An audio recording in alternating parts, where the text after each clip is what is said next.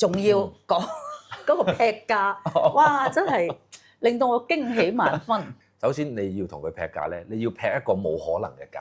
點為之冇可能嘅價咧？唔好3-2萬啊，一刀劈落去咧，你就要真係要劈中佢大動脈嗰種。咁其實呢個過程我哋唔係諗住話真係劈嗰個價就嗰個價成交噶嘛，只不過俾開發商睇到我哋嘅態度。誒，我嘅還價意識係去到咁高嘅，咁你如果再同我去爭取優惠又好，價格又好，贈送嘅一啲禮品又好，你就唔好逐啲咁俾我啦，因為我個刀嘢好狠嘅。我其實都驚佢俾人劈㗎，你都驚俾人劈啊？咁點解最終對比過呢幾個城市，會選擇中山呢個城市咧？咁啊，中山我就覺得好似乎喺大灣區比較中心點。我去北上、南下，即係東南西北都好似方便啲。最重要就係多香港人。係，始終人嘅嘢就中意同聲同氣。我哋都要重新學習。你初人就咩叫二次裝修啊？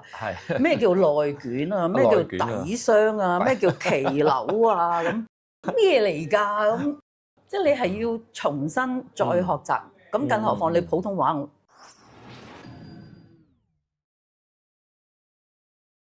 咁啊，今日我哋嘅主題咧，主要係想採訪下 Teresa 你。可以同我哋啲觀眾朋友分享下呢次買樓嘅一個心路歷程，因為其實我哋個 channel 咧一直以嚟好多邊類型嘅觀眾咧，其實我哋睇翻後台嘅數據啊，最多係香港啦，咁其次咧就到加拿大啦，再到美國啦，咁所以其實華僑客戶咧都係我哋嘅叫做重要嘅一個觀眾群體啊，所以好希望就係可以通過今次嘅呢一個訪談節目能夠俾到更多嘅一啲收穫俾我哋嘅觀眾朋友，咁啊要靠晒你啦呢個。我希望啦，盡量將我自己嘅經歷即係個人嘅嘢，同大家分享一下咯。所以我提前都做定咗啲功課㗎啦，有幾個好重要嘅問題，可能係我哋啲觀眾朋友比較關注嘅，我會問一問你啦。咁首先嚟到第一 part 啦，嗱行啲都要問下㗎啦，點解會選擇大灣區咧？其實嘅原因，大灣區俾我感覺進步咗好多，比以前進步咗好多。例如咧？例如，譬如基建啊、綠化，甚至乎佢環保啊各方面啊，咁同以前嘅中國係好唔同，好唔同。係。OK。已經有咗翻天覆地嘅改變。可以咁講，因為過去嗰起碼嗰10幾年，我平均2年、3年就會翻嚟亞洲一次。咁我都會上去中國行一行，同埋好多時候唔係話我要上，係啲朋友帶我去上。咁變係咯，咁變咗你見到，又唔同咗喎，又進步咗嘅咁。每次翻嚟都係新嘅一面，每次翻嚟都係有進步，係嘛？即係佢發展係好快嘅，直情係我唔 expect 會，哇點解會咁先進咁快咧咁所以先至會考慮，不如大灣區啦。咁我先生曾經問我，佢點解你唔考慮香港啊？我話香港，我買個廁所定買個乜嘢啊？我話我好貴咯。咁我唔可以話香港唔好，只係我覺得大灣區比較人少啲。人少啲。空氣各方面，我感覺上面，因為佢轉晒用電車，咪同以前個世代唔同咁。咁我翻嚟覺得。住慣咗加拿大30幾年，咁有咁嘅空氣質素，當然就冇得同加拿大比嘅。咁但係個方便性，我又覺得我又好欣賞嘅，即係各方面你買嘢啊、食嘢啊都係，同埋個性價比好高。性價比好高係嘛？係啊，我個同學就帶咗我上深圳消費。據我所知，深圳已經係叫做喺大灣區叫貴㗎啦。係啦，一線城市啊嘛。咁佢就帶我又係打邊爐，就去嗰個唔知咩好興椰子雞啊！椰子雞係好興，依家內地好多城市都有。咁你變咗一去到，哇咁靚嘅一個裝修，跟住嗰啲 service 好好喎。坐低啲食材就好豐富，咁任你點啦。咁最令我印象難忘就係有一煲仔飯，我哋話裝飯啦，咁揭開個蓋，即刻個後生仔衝出嚟，等我嚟裝啦，等我嚟裝啦。即係如果經理見到係我哋裝飯咧，佢哋就會俾鬧啦。係啦，咁我就唔緊要，我中意自己裝喎咁啊食完嗰餐好開心啦，因為你食材啊、招呼啊、環境啊，埋單係100蚊人民幣。咁即係4個人 total 400蚊食飽啦。可以咁講啦。咁啊變咗我有個意念就喂嗰啲錢如果拎到翻嚟係好使好多嘅喎。係咯係咯，係咪啊？咁同埋你喺呢度食飯好少啊，限住你幾時要離開你嗰張台啊？呢個其實先係最重點啊！因為香港啦，我哋消費嘅時候好多時候有限時消費啦嘛。係。可能我真係同一班好耐冇見面嘅朋友，係啦，哇！我哋都意猶未盡，都仲未傾完呢頭係嘛？嗰頭就話過嚟叫你要試過啦咁，試過係嘛？曾經有一個女侍應。我喺香港，我同啲舊同學好耐冇見傾，咁我哋去個半鐘頭，我哋就過咗時啦。咁，不過你哋可唔可以埋單啊？出邊好多人等，我已經好識做，我哋成班好埋啦咁。跟住佢補一句喎，其實咧你哋已經超咗時㗎啦咁。咁我心話你唔講呢句，咪好啦，你做咩要講呢句？咁我成班同學就好唔開心啦。係。咁我算啦，由佢啦。我要傾再揾笪地方，就係個水平就係，如果你唔講呢句，或者我哋一路遲遲唔肯埋單，你咪講呢句咯。係啦係啦，我哋已經第一時間你埋單啦，咁跟住補呢一句，咁啊令到我哋好唔高興。係係。咁但係翻到內地，我就唔覺得有咁情。內地嘅話，基本上唔會有啦，因為其實內地而家嘅餐飲水平又好，服務水平又好，都係真係。有好即係領先得太多啦，所以令到咧就咁多香港人北上消費。我覺得核心原因應該喺呢度啦。可以咁講啦，琴日嗰餐飯同啲朋友6點半係食到差唔多10點啊。6點半食到10點，傾咯，係傾偈咯。4點鐘食咗4個鐘頭喎。但係人哋冇話趕你咁樣，喺中山。絕對唔會啦，喺中山嘅服務咧，其實就真係大家有目共睹嘅。翻嚟體驗過嘅話，我相信就會一定係感同身受咗，你就會有呢種咁嘅感覺啦。所以咯，咁我咪諗住咪搞大灣區嚟做退休咯。係啦，咁當然啦，呢個係好明智嘅選擇啦，我認為都係。咁啊，OK，咁我哋仲想問一問嘅咧，嗱，Teresa，因為其實據我對你嘅了解咧，我哋當時聯絡嘅時候係喺半年前啦。咁其實我哋跨咗半個太平洋傾偈啦，亦都維持咗半年嘅時間啦。咁其實我知道你當中係有研究過唔同嘅城市嘅喎。咁例如珠海。你有研究過啦，甚至乎我哋呢次翻嚟睇樓，亦都睇過珠海啦。係。咁中山你亦都有好深入嘅研究啦。咁同埋咧就係佛山，據我所知你都有研究嘅喎。咁點解最終即係對比過呢幾個城市，會選擇中山呢個城市咧？其實你講得啱嘅，主要就係話每笪地方有每笪地方嘅好，有每笪地方嘅唔好。係。咁我揀呢笪地方唔代表珠海唔好，就唔代表佛山唔好。譬如舉例佛山咁，喺我個感覺，我住笪地方咧就好旺。咁我妹都曾經問過我：家姐唔好咩？呢度咁旺，一落去就買嘢啊、食嘢啊，好方便咁。我話但係我要求唔係咁咯，我係想鳥語花香。鳥語花香。正宗大旺。啊，正宗大旺。同埋我嘅屋苑係有啲地方俾我行下咁。我話佛山對我嚟講咧就係太繁忙，忙碌咗啲係嘛？太繁忙，太忙碌啦咁。我覺得就唔係咁適合我自己。唔係咁理想。咁珠海咧，我自己亦都睇過，我亦都有朋友住喺珠海咁。咁我亦都要求你帶我去睇下珠海係咪？當時睇樓，我哋係珠海同中山兩個城市都睇咗嘅。咁但係呢個天意就叫我唔好買珠海，因為咧咁啱咁巧咧，我去睇珠海嘅時候係連續4個颱風。係。咁因為佢臨近海，而且如果我珠海我買，我係希望近海啊嘛。咁啊死啦！又愛又恨啦。係啦，打風打得好勁，同埋啲人話啲鹹水咧，係對你啲窗啊，對你啲腐蝕性有一個腐蝕性。咁我就諗下唔得喎，如果咁搖搖鴨好驚嘅喎，嗰個打風咁。終於後尾就睇中山咁。咁中山嚟講咧，就雖然冇佛山咁發達。係啦。好多人就唔知係咩城市，我佛山都接近一線㗎啦，佢個地鐵已經係好成熟。我自己住嗰度，南邊有地鐵，北邊有地鐵。但係中山係啱啱先開始起第一條地鐵，係啦，係27年開始通車。咁變咗嚟講，我會覺得以中山似乎性價比比較高。係。咁而且價錢方面有優勢啲先啦。係珠海嗰度，我睇嗰度講嘅係300幾萬，同埋另外一個原因就係話冇香港人。冇香港人，係啦，冇香港人。係會比較多北方人。講翻轉頭啦，佛山同埋珠海兩笪地方咧，就好多時候要講普通話。係咯係咯。雖然我啲朋友話啊，你住東區嗰邊就會好啲咁。係。咁但係比例上邊咧，我先生咧就普通話就非常普通嘅。即係國語好麻麻㗎啦。係啦，咁你叫佢去到嗰度生活咧，咁我又唔想佢哇聽又唔係咁得，講又唔係咁得。係。咁坦白講，你就算中山講白話，咁我哋都要重新去學習。適應去學習。因為大家用詞唔同啊，我哋都要重新學習。你初中人哋咩叫二次裝修啊？係。咩叫內卷啊？咩叫底箱啊？咩叫騎樓啊？咁係啦。咩嚟㗎？咁係啊。即係你係要重新再學習。咁更何況你普通話。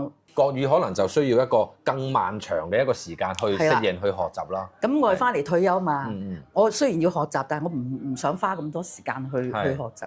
咁啊，中山我就覺得好似乎喺大灣區比較中心點。我去北上、南下，即係東南西北都好似係。去每個城市都係1小時生活圈咯。依家講方便啲，最重要就係多香港人。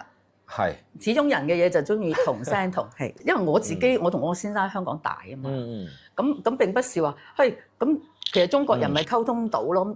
係。但係你嗰個成長背景唔同咧，你有時講咧，你係唔明我講緊乜嘅。係。即係你講，譬如你成長喺大陸嘅嘢，我話俾你聽，我成長喺香港嘅嘢，係咩嚟㗎？可能會存在有代溝。係啦，你係唔知，雖然我哋年齡都係好有代溝，但係因為你成長唔同。係，你個背景唔同嘅時候咧，就始終中意近翻多啲。大家個頻道唔同啦，只能夠咁講啦。即係啱 channel 啲。係啦，啱 channel 啲，即係傾起身嘅時候咧，就容易啲啦。甚至乎我哋再識朋友都會再容易啲啦。係啦。因為中山其實而家據我哋嘅統計咧，就係目前大灣區咁多個城市當中，香港人嘅佔比最高嘅城市就係中山啦。咁所以咧，即係我哋發現，你嗰笪地方多咩人，你嗰啲食物館就多咩食物。係啦，啱，呢個都係其中一個原因。又係講翻轉頭，我有朋友住喺珠海金灣區，佢話呢度好唔掂，全部係北方嘅食物，講普通話不特止。佢話我哋食嚟食去都係嗰幾間，選擇會比較少啦。選擇比較少，咁但係佢亦都係決定咗喺中山，佢亦都買咗樓。係。佢話我太太淨係記錄。中山有50幾間都可以去試啦。佢嚟咗好短，佢仲未搬嚟喎。仲未搬過嚟住嘅。仲未搬過嚟住喎。咁佢而家人仲喺香港？佢人喺珠海。喺珠海。佢租咗珠海嘅金灣。金灣 OK。咁所以佢就你唔好啦，你唔好考慮。其實就綜合晒落嚟，咁我認為應該就係第一個廣東話嘅普及率比較高啦，喺中山。第二個咧就係飲食方面嘅話咧，可能真係多美食啦。咁呢兩個可能真係我哋嘅一個比較主要嘅原因，令你選擇中山啦。係咯。咁啊，同埋就係綠化率比較高啦。係啱先提到嘅就係空間上啊，中山人咧就唔會話太多，佢係比較適中，佢屬於一個慢活城市。我哋喺呢度生活咧，節奏咧就唔會話太快，所以你會感覺好舒適啦。係啊，咁同埋喺呢度返香港都係比佛山近咗一橛嘅。係個時間。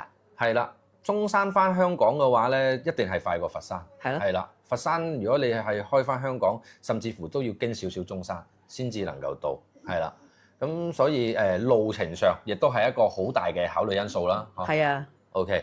咁啊，綜合呢幾點啦，咁啊多謝阿 Teresa 嘅分享先啦。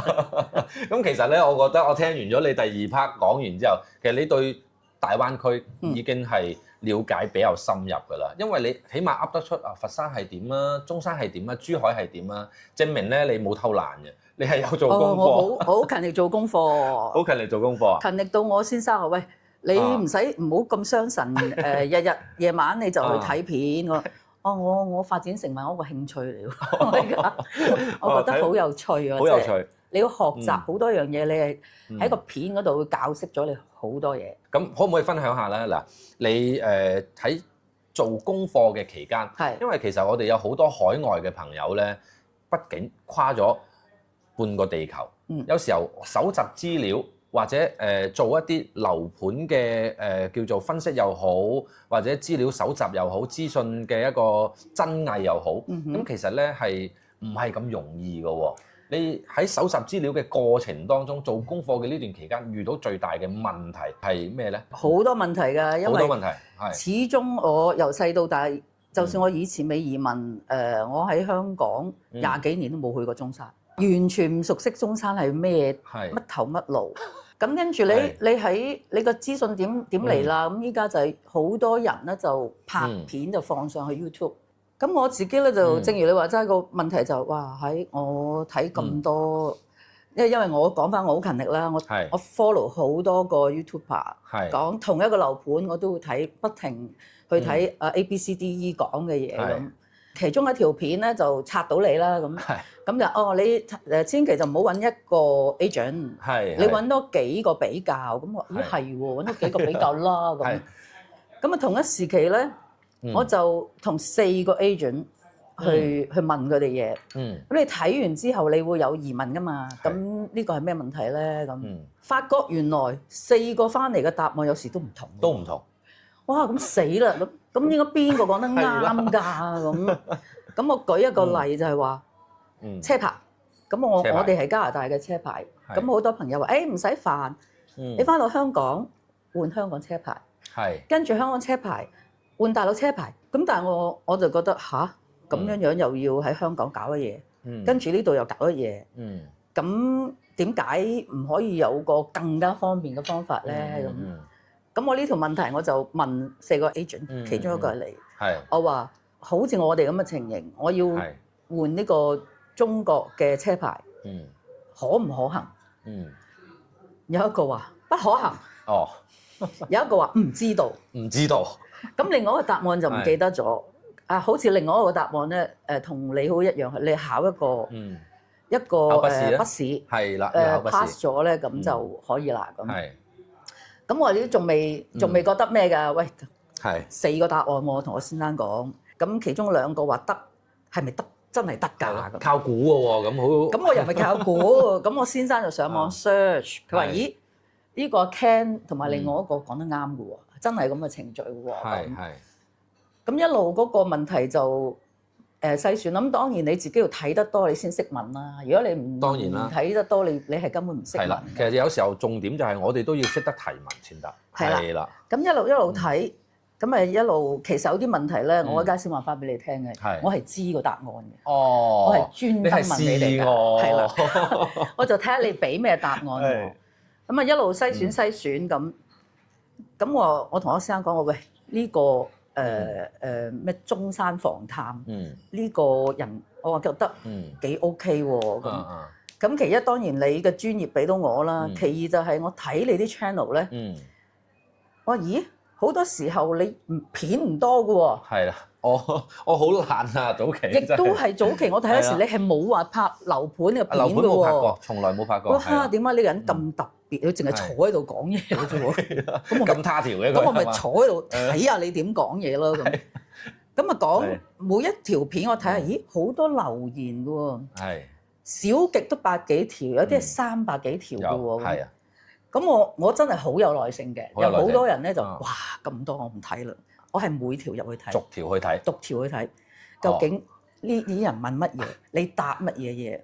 咁我睇到，咦，好多時候阿 Ken 答嗰啲嘢咧，同佢嘅利益係有衝突嘅。如果佢答咗咧，佢就冇咗嗰單生意。但係佢照答嘅喎，咁我同我先生講話呢個人係照答嘅喎。但我睇其他 KOL 咧，佢哋係點咧？你問嗰啲問題，尤其是對佢利益有相關嘅咧。佢最叻叫你咩咧？你私信我啊！你 PM 我啦！你 PM 我啦，我再同你講啦咁。咁唯獨是你咧，我話哇呢個人真係可能都傻傻地喎，點解答完就冇咗生意，佢都答嘅喎？咁跟住我就個印象好深啦，咁一路就 follow 你嘅片，基於我不停咁去問完咧，就慢慢篩下咧，就篩整你啦。一個一個咁篩。係啦，篩整你啦，跟住就私信你啦。真正問啲問題啦。咁我問你我要求啲乜嘢嘢咁。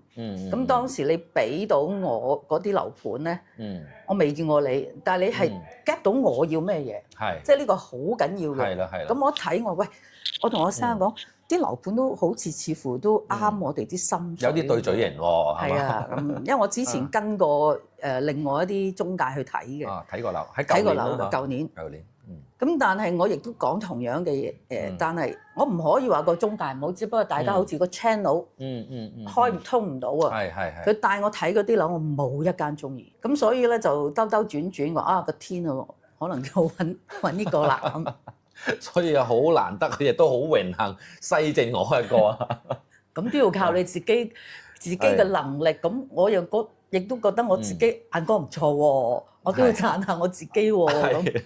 咁當然啦，我亦都好認同你啱先嘅講法就係啦，因為喺早期我以前做嘅影片當中啦，其實我都係鼓勵我哋嘅一啲買家或者華僑嘅一啲海外嘅客戶啦，係可以選擇唔同嘅 agent，可以去做多比較，因為始終就每個人嘅認知唔同，或者每個人嘅經歷唔同，佢對某件事或者某個樓盤嘅認知，亦都會產生有唔同嘅睇法㗎嘛。係啊，其實我哋可以綜合一下，冇必要話齋聽一個人講，係啦。咁最終你綜合咗之後，一輪聽晒個意見之後咧，可能會有一個嘅答案令你滿意，就好似阿 Teresa 啱先咁啦，係嘛？係啊，全靠你提我問多幾個，我係喎，點解咁蠢咧？淨係問一個，問多幾個咁，你綜合比較完之後，你就知道自己要揾乜嘢啦。係啦，咁其實我覺得呢一點都好關鍵啦。好關鍵，同埋乜嘢 agent 啱乜嘢人？我都相信係嘅，因為有時候就點講咧，各花入各眼係嘛？每個即係人夾人緣啲嘢好難講嘅，有時候係啦，必須都要試過係話傾睇下啱唔啱我想要嘅嘢，你俾唔俾到我？大家喺唔喺同一個頻道上先？呢樣嘢好緊要，係嘛？咁樣啦，最後我都再問一個啦，阿 Teresa，通過 YouTube 揾到咗我哋嘅團隊嚟幫你做呢件咁重要嘅事啊，因為買樓始終牽涉嘅金額係比較大，我認為係人生當中一件大事嚟嘅。咁其實個過程當中有冇擔心過買賣嘅風險？因為畢竟係跨境買賣，同埋就係我哋內地嘅樓宇買賣流程啊、手續啊，其實同香港又好，同加拿大又好，有好唔同嘅一啲流程嘅。有㗎，有。因為點解我要做咁多功課咧？就係佛山，我其實自己係買咗一套房，我係冇做功課之下買，冇做功課之下，係人買我又買，人買貪得意咁買完之後，發覺原來唔適合自己，唔適合自己，就唔係話佢唔好，係唔適合自己。咁就好彩咧，就係你哋一路係個 service 好好嘅譬如你嚟到佛山接我去睇樓啦，我哇真係感動到不得了啊！唔使我自己搭車嚟中山啊，專車過去接你，專車過，即係嗰種誠意喺度啊咁。咁跟住一路每一步你話俾我聽係點做咁。咁直至我睇啱個樓盤嘅時候咧，就竟然話俾我聽，我可以做到8成半喎。8成半上會 mortgage 可以做到。咁個過程裏邊點匯款啊？你哋係好清晰話俾我聽點去做嘅。手續啊流程上其實就會唔會比你想象中複雜咧？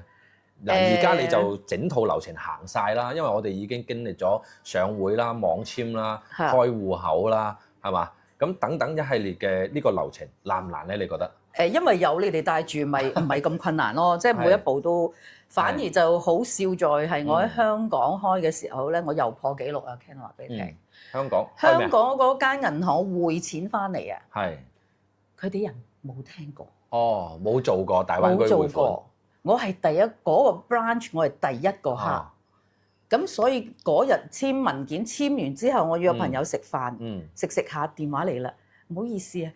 我哋俾漏咗一份文件你簽，佢哋都做有甩漏係嘛？係啦，咁我又要咁啊，咁我又要即刻又要趕翻去再簽嗰份文件，因為佢哋未做過，唔知道嗰個流程，原來仲要有一份文件要簽。我好彩我未離開香港，咁我咪即刻咪翻去做咯咁。咁跟住網簽嗰啲咪你帶住我咁簽約啊嗰啲每一步我哋都有售後團隊專人服務嘅，係啦，帶你哋到每一個部門去辦理啦。咁其實就好順利，呢次翻嚟我哋見面係今次係第3次啦，已經將所有嘅流程做好晒啦。咁下一期其實就係等緊銀行放款，然之後我哋每個月還款就 OK 啦。係啦。咁當然啦，呢個過程我覺得咧，你最大嘅收穫係咩咧？個貸款啦，貸款方面啦，係啊，因為直情驚喜，仲要講嗰個劈價，哇！真係令到我驚喜萬分。劈價係嘛？劈價。哇！咁當時的而且確係咁同埋你間公司咧就好得意喎，你唔係好似其他嗰啲嗰啲頻道嗰啲KOL咁，我哋公司咧又回贈幾多錢俾你咁，我反而嗰啲咧我就有啲抗拒喎。有啲抗拒。因為我覺得我要買你嘅專業，你賺我嘅錢係應該嘅。你回贈完之後，但係你冇咁嘅專業咧，我就前年你唔好回贈俾我咁嘅，即係我心態係咁嘅。即係唔應該因為唔專業而放棄自己嘅利益嚟換成一單交易啦。即係可能重大件事，你以為着數咗嗰啲錢，係咯。但係我係估唔到個劈價裏邊，你哋竟然有回贈俾我，仲要嗰銀碼唔細，嚇到我咧！意外驚喜啦，嚇到我咧！即係我哋而家每條影片咧都有。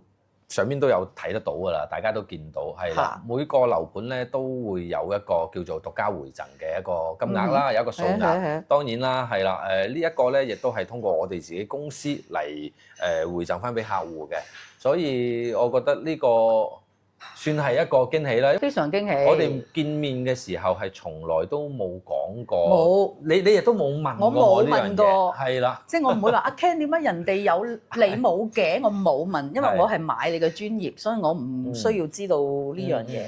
但係你知道呢樣嘢係乜嘢嚟嘅？我知道好多博主都會有回贈，呢個又係3萬，一個送麻雀台，一陣間又話送唔知咩啊？嗰啲叫做咩車啊？電瓶車。係咪電瓶車啊？電瓶車又唔知送家電啊，又唔知咩大禮包，係好多個都咁講嘅。五花八門啦。五花八門，但係嗰啲我就冇揀嘅。咁我亦都唔估到個劈價可以劈到咁多。其實係。咁呢個係靠你嘅專業技巧，係好緊要。係。當時咧，我哋嘅呢個過程當中啊，呢個環節咧，我相信我哋嘅好多朋友係可能未經歷過，或者係根本就諗唔到原來仲係可以咁樣去傾價嘅。係啊，當其時就的而且確，我哋兩個係做咗場大戲，good show 係啦，我哋一齊做咗場大戲啦，做俾開發商睇啦，提前 plan 好咗我哋嘅一個流程啦，係啊，同開發商去劈價。咁當時係傾到一個好好嘅一個價錢啦。你認為好唔好先？個價係非常之好，我講俾你聽，因為我話俾你聽，我係好勤力睇片㗎嘛。係。我嗰個樓盤其實已經係一口價，我係做咗特價嘅嗰套，已經做咗特價。我睇成年所有呢啲樓盤咧，你最多係劈多幾萬蚊嘅啫。係3、2萬係冇問題嘅。係啦。但係你話再多啲嘅話咧，就咁所以嗰次你叫我咁入個價咧，我淨係見到個 sales 都 O 嘴嚇，咁低你入個價，你有冇搞錯啊咁？你當時會唔會打個突啊？阿 Ken 你還我，你叫我還呢個價，人哋會唔會掟我出售樓部啊？我都問過你啊，我話 Ken 會唔會打我㗎？我還咁嘅價，即係我哋一對話係睺個 sales 行開咗我先講嘅咁。係啦，咁竟然出嚟嗰個效果。真係俾我哋劈到咁低喎！係啦，我哋係還咗，因為當時咧，我同阿 Teresa 講，我話你唔好太有心買呢個項目先，我哋其他項目都喺度考慮當中。係啦，呢度唔啱，我會即刻就去第二個項目再傾，梗有一個會平到俾我哋嘅，係嘛？咁當時我哋嘅心態就擺咗出嚟啦。咁開發商見到我哋咁嘅態度，咁可能佢喺價錢上就冇咁硬淨啦。呢個第一件事啦。咁第二嘅話咧，就係當時我亦都同阿 Teresa 講過話，首先你要同佢劈價咧，你要劈一個冇可能嘅價。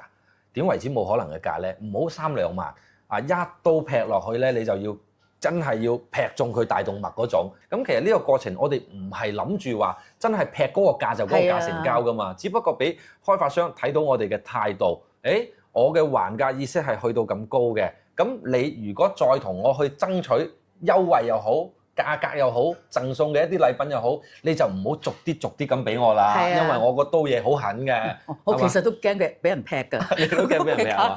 所以當時個 sales 都 O 晒嘴。係啊，O 晒嘴啊！有咩可能啊？佢第一反應係咯，有冇搞錯啊？你竟然會還咁嘅價，傻㗎？你諗咁樣咁？佢都以為我哋係咪混吉㗎？係啊。咁跟住我又又係緣分啦，就介紹咗有個朋友啱啱又喺加拿大翻嚟，佢初初話睇下㗎咋，我睇下你都揾個專業嘅人帶你喎，咁佢都問我㗎，佢話睇完我唔買咧，會唔會唔得㗎？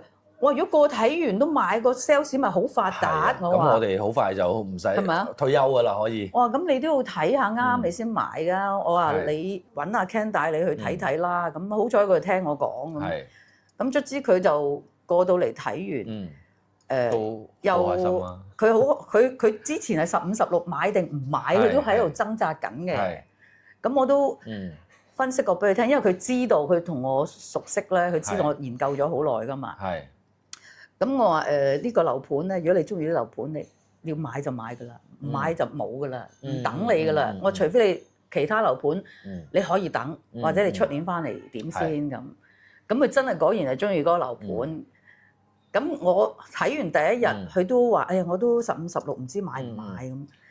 咁但係點知後尾咧，第二日過咗一段時間，係啦，我哋亦都睇咗第二個盤嘅。係啊，佢睇埋第二個盤。睇咗火炬嗰個盤，不過呢個盤咧即係我哋就唔怕，可以講埋啦，因為你嘅朋友係同我哋買咗公元四季嘅。咁當時嘅話咧就真係15、16嘅，只不過嗰日喺現場嘅話咧，因為月底嘅原因，開發商有做 promo， 同埋當時咧我哋係叫做拼團，有批團購，所以咧個價錢非常非常之優惠。係啊，因為佢同我講，喂，佢話我買。依家講緊即係入緊，我嚇，琴日你仲15、16點解？今日就落咗答啦。咁佢話因為有仲有3個人要買啊，咁我初都唔明喎，3個買咁啱咁巧嘅，我話你嘅意思啊 Ken 加埋你一共買4個單位，佢話係啊咁佢咧就識計數啊嘛。如果你搭住呢條船咧，你議價咧，喂一日。我同你講4個單位喎，咁阿 Ken 個 bargain power 係咪勁啲啊？咁所以可能佢就心動啦。咁佢就決定去買啦。佢亦都知道，如果呢個單位佢唔買咧，佢出年翻嚟係冇㗎啦。的確係啦，冇㗎啦。公元四季呢個盤出年翻嚟係一定唔會有單位揀嘅。咁所以佢係啊，佢都唔估到劈咗咁多㗎。係啦。你都講下劈咗幾多？劈咗個幅度好大嗱，係我哋賣7座咁多單位當中，因為當時你個朋友係購買7座啦，7座係公元四季嘅樓王啦，你都關注過嗰個樓盤㗎嘛，係啦，咁佢7座嘅定價一路都高嘅，但係呢一次我哋呢次嘅團購咧，係將個折扣係破咗開發商嘅底價，有史以來開盤咁耐以嚟嘅最低嘅個折扣啊！所以低得好離譜，我自己都 O 嘴嘅，係啦。咁以及就係贈送方面啦，所有嘅攞唔到嘅優惠，我哋都全部攞晒。譬如36個管理費不在話下啦，家電啦、車位啦等等，係啦。咁所以當時咧就佢都係叫做能夠當日拍到板，亦都係我覺得好大係因為呢個原因啦。係啊，佢都好開心啊！好開心。係啊，佢好多謝你介紹阿 Ken 俾我啊！咁我係我都應該去收翻個 commission 先。咁我有得傾喎，係啊！下次等佢翻到嚟咧，我哋真係要我要問我朋友攞翻個 commission 啊！要係啦。無論如何啦，咁整體落嚟咧，咁呢單嘅交易以及你朋友呢單嘅一個交易啦，其實我哋就係叫做個過程好順利，同埋你哋都好開心嘅，各取所需，各取所需，係啦。咁當然啦，我都希望我哋嘅專業同埋服務能夠令你安心咁樣翻嚟大灣區置業啦。應該安心㗎啦，應該安心啊，係嘛？好安心啊！係啦，呢次反正個買到嘅項目非常之靚啦，同埋個價錢係非常之靚啊。因為係點講咧？對比過任何嘅一個 KOL 都好，呢個價你諗都唔敢諗。係啊，係嘛？破紀錄啦，又係破曬紀錄。嗰個樓盤我買又係破紀錄，我 friend 又係破紀錄。你個 friend 係咁好彩嗰日搭單啫，係啦，所以破咗紀錄啫。OK，無論如何希望我哋嘅服務能夠得到你嘅認可啦。咁我哋食下嘢先，然之後再進行下一 part 啦，好嘛？OK。